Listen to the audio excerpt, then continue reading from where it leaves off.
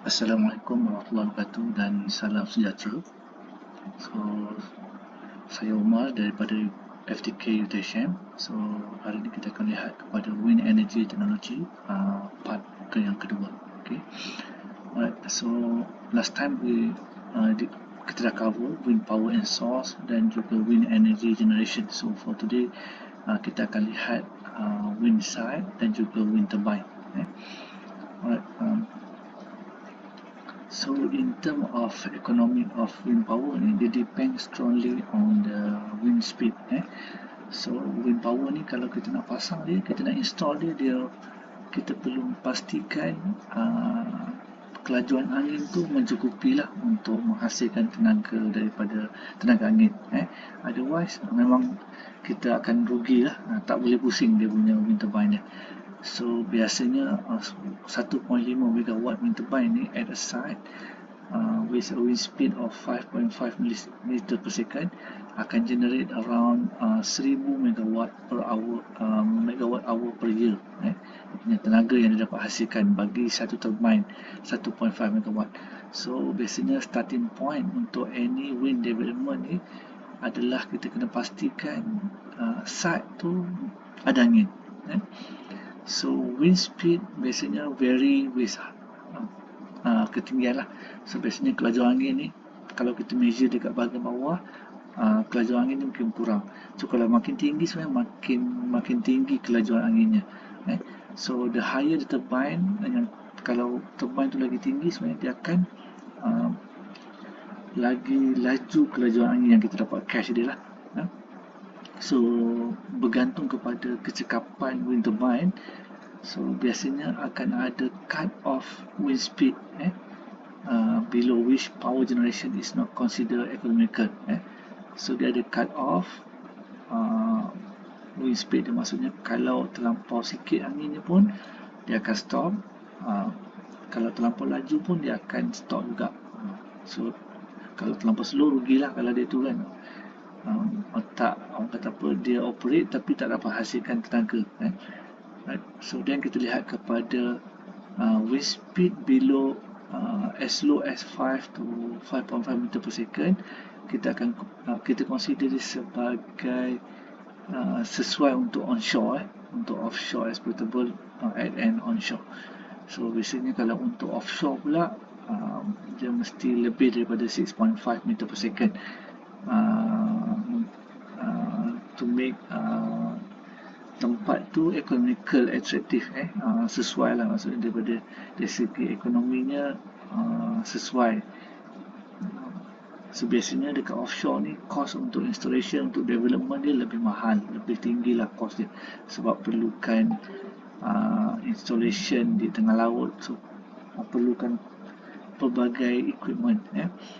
So locating site, so biasanya prospective developer ni untuk wind project biasanya dia akan refer kepada wind survey. Semuanya akan dapatkan data wind survey. So in most of the developed country, in order to make a preliminary identification of site suitable, maksudnya nak pastikan tempat tu sesuai ke tidak. So biasanya dia kena survey mungkin setahun, 2 tahun untuk dapatkan data yang sesuai lah sebelum dia betul-betul install. So once the potential site has been identified, so biasanya dia akan study dulu in term of detail, buat simulation untuk confirm lokasi itu adalah sesuai. Right, so seterusnya long and short term wind speed measurement biasanya diperlukanlah untuk pastikan operating regime bagi satu wind turbine lah, supaya in term of operation, in term of generation capacity, dia melepasi requirement yang diperlukan. So only when this figure are available, then the economy of the project be determined with any accuracy. So kalau data-data tu dah ada, long and short term wind speed measurement kita dah ada data dia dalam lengkap, dan barulah boleh determine kesesuaian untuk development of wind So offshore project biasanya require the same attention lah. So untuk offshore sama juga adanya proses dia seperti dekat onshore, tapi offshore ni dia punya wind data dia is less likely to be available. Biasanya dekat darat ni kita data wind ni kita boleh dapat banyak tempat sebab banyak kawasan-kawasan bala cerap dekat building-building pun dah ada record data wind lah menggunakan anemometer kan. So everywhere data tu boleh didapatkan, boleh record tanpa ada masalah. Tapi kalau dekat laut biasanya dia akan ada trouble sikit lah untuk kita nak record dia untuk dapatkan data tu. So biasanya untuk yang offshore punya dia perlukan bukan hanya data wind speed tapi juga dia punya underground sea punya surface lah untuk pemasangan right. So ni contoh offshore punya wind power dan ni adalah onshore punya belah kanan adalah onshore, belah kiri ni adalah offshore punya So biasanya offshore punya kalau nak access untuk buat maintenance dia perlukan helikopter ataupun ship yang ada crane lah. So cost dia lebih besar berbanding dengan onshore boleh terus naik je, ada tangga kan. Okay. So in term of turbulence, so bila angin melepasi permukaan bumi yang tak rata ni, so dia akan berlaku ada interference lah. So wind flow from the tree or undergrowth will cause a significant amount of turbulence. So turbulence ni lain biasanya menyebabkan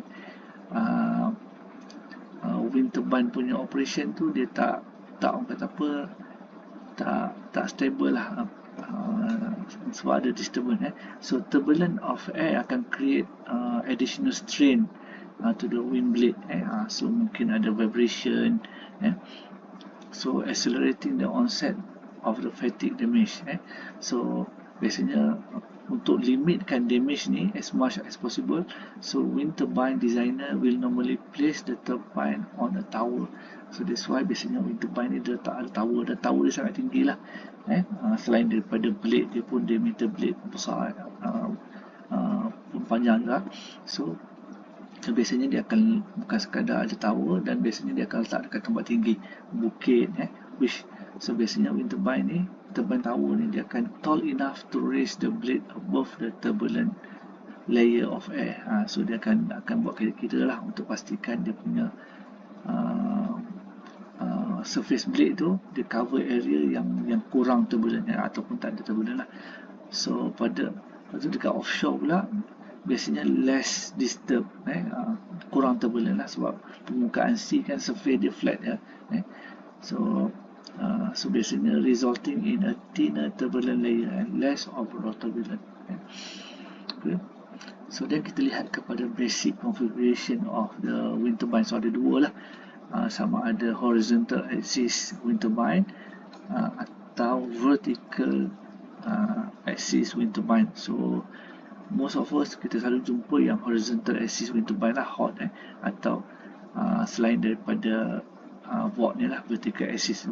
Biasanya vertical ni banyak digunakan dekat building lah, di-install dekat building. Manakala kalau horizontal axis ni dia mungkin offshore ataupun onshore So most wind, kalau untuk yang horizontal ni, most wind turbine used today are horizontal axis. So yang banyak kita jumpa yang horizontal lah.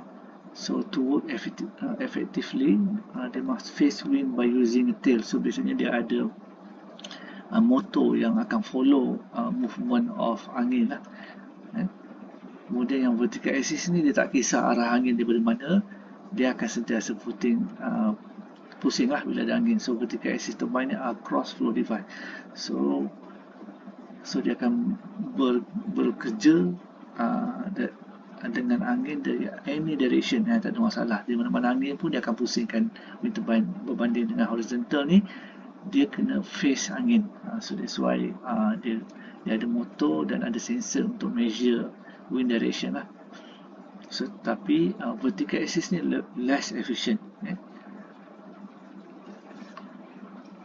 So horizontal ke vertical? So horizontal ni, standard wind turbine has a vertical rotor which attached to the horizontal shaft.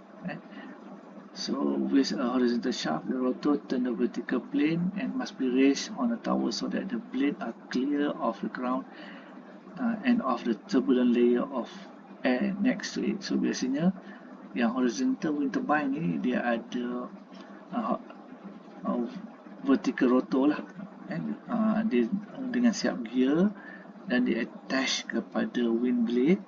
So yang vertical rotor ni dia akan attach kepada shaft juga, yang dia akan sambung ke gear dan pergi kepada generator lah untuk pusingkan. So gearbox and the generator are attached directly to the turbine shaft. So these two must be placed on a tower. So generator dan juga gearbox ni pun dekat atas tower juga, dekat atas di dalam case lah.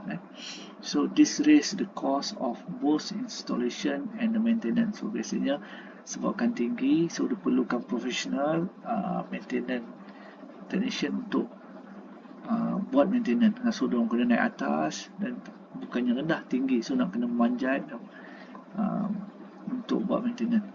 So horizontal axis machine must include a yaw-wing system, so that the rotor and machine can be rotated as a wind direction change. So dia kena ada function untuk movement dia punya blade ke untuk follow direction angin lah.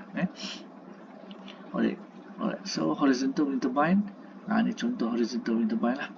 So dia punya blade ni dia boleh follow arah angin, dia boleh berpusing lah.